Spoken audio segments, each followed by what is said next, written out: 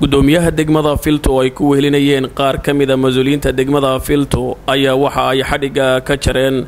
iskaashatada dhaqashada iyo horumarinta digaaga ee loo yaqaano ADO. munaasabadani oo ay soo agaasimeen haweenka ku midoobay iskaashatadani dhaqashada iyo horumarinta digaaga ayaa kadib markii uu xadhiga ka jaray gudoomiyaha degmada Filto mudane Axmed Maxamuud Sooyaan ayaa waxa uu sheegay in muddooyinkii ugu dambeeyay iskaashatooyinka ay ku soo badanayaan degmada Filto taasi oo sababtay in ay bulshada fahan buuxa u yeesheen faa'iidada laga dhaxlayo iskaashinimada waxaana uu tilmaamay gudoomiyaha degmada Filto in ka maamul ahaan ay mar walba u taagan yihiin sidii ay u soo dhaweyn lahaayeen iskaashatooyinka ku soo badanaya degmada Filto.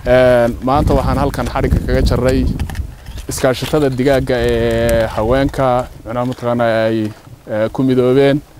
ayagoo ay iskaashatadani ay tahay iskaashato marka horeeto iskooda iyagu isu abaabulay haween mataqaana si ay u samaystaan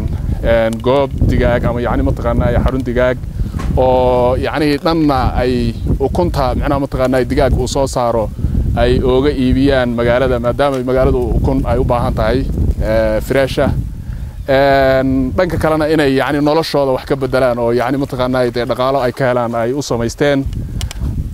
taa markaa ka degma ahaan waxaan samaynay markaanu aragnay haweenkan iyagu iskooda isu abaabulay dhiirigelin wax la yiraahdo ayaan u samaynay taasoo loo sameeyay tababaro qaabkii ay digaaga u dhaqan lahaayeen.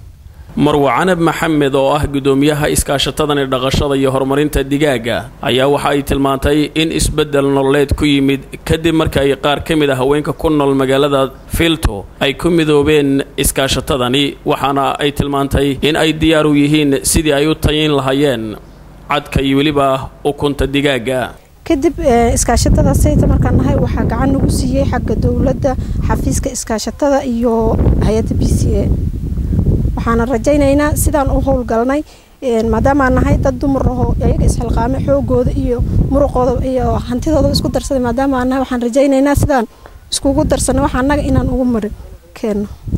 intaasi kadib gudoomiyaha degmada Filto mudane Axmed Maxamuud Sooyaan waxa uu sidoo kale soo kormeeray iskaashatada malabka ee loo yaqaano Ayaan. iskaashatadani malabka ee Ayaan ayaa tan iyo intii ay ka howlgaleen degmada Filto waxa aad ugu riyaaqay bulshada ku nool magaalada Filto sida uu tilmaamayo Sheekh Cabdi Yuusuf oo kamid ah culimada degmada Filto. malabka inta jirtay muddo on adiga 6 bilood oo kooto ay jirtay maalin kasta galab kasta meeshaan imaadeen waa ku raaxaysaneen telefoon soo dirnaa inta joogay iskaashatada malabkan joognaa iyo ma nin kasta meeshaan soo aadaya sidaan u raaxaysan waa si lama filaan ah